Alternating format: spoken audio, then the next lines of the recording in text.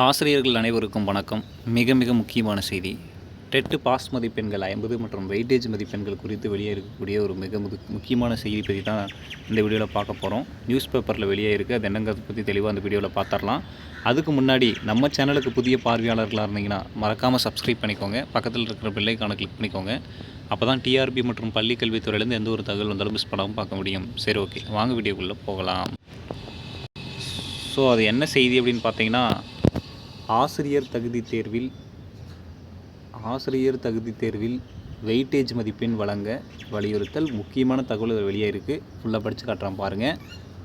ஆசிரியர் தகுதி தேர்வில் கருணை அல்லது வெயிட்டேஜ் மதிப்பெண்களை வழங்கி தேர்வு முடிவுகளை வெளியிட வேண்டும் என பதவி உயர்வு பெற்ற பட்டதாரி மற்றும் தமிழ் ஆசிரியர் கழகத்தின் மாநில பொருளாளர் நடராசன் தெரிவித்துள்ளார்.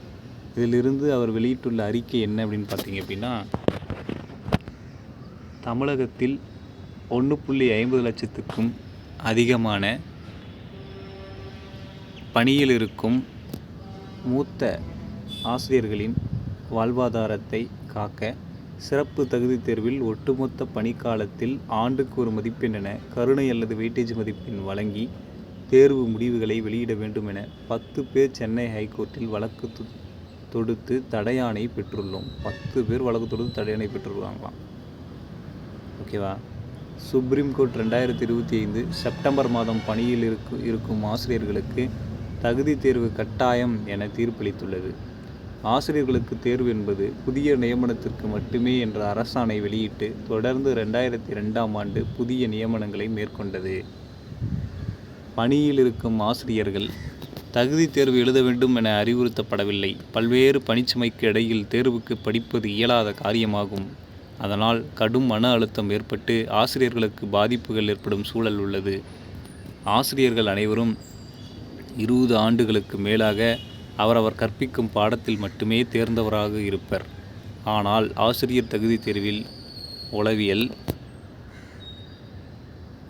ஆங்கிலம், பொதுத்தமிழ், பொது அறிவு மற்றும் முதன்மை பாடம் ஆகியவற்றை உள்ளடக்கியது. எனவே கூடுதலாக மேலும் பல பாடங்களை புதிதாக பயில வேண்டும்.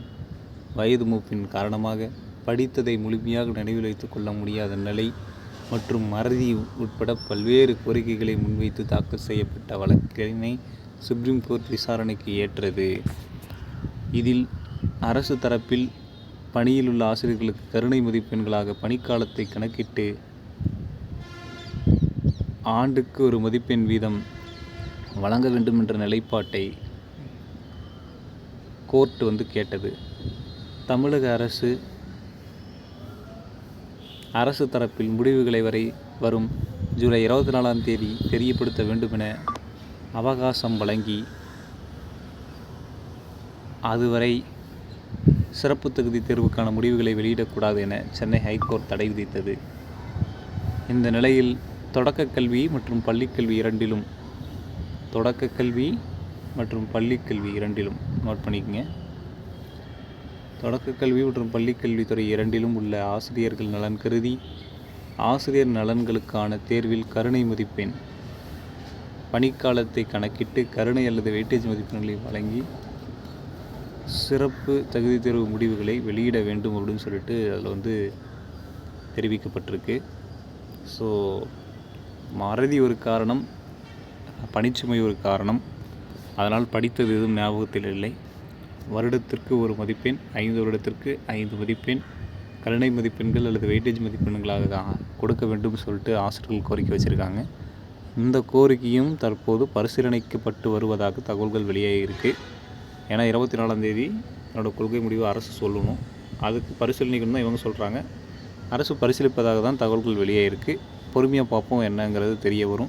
இது குறித்து உங்களோட கருத்துக்களை கமெண்ட் வாயிலாக தெரியுங்க. மேலும் இது மாதிரியான டிஆர்பி மற்றும் பள்ளிக்கல்வித்துறை சார்ந்தவருடைய தகவல்கள் என்ற அப்டேட்டுகளுக்கு நம்ம சேனலோடு இணைந்திருங்கள். நன்றி.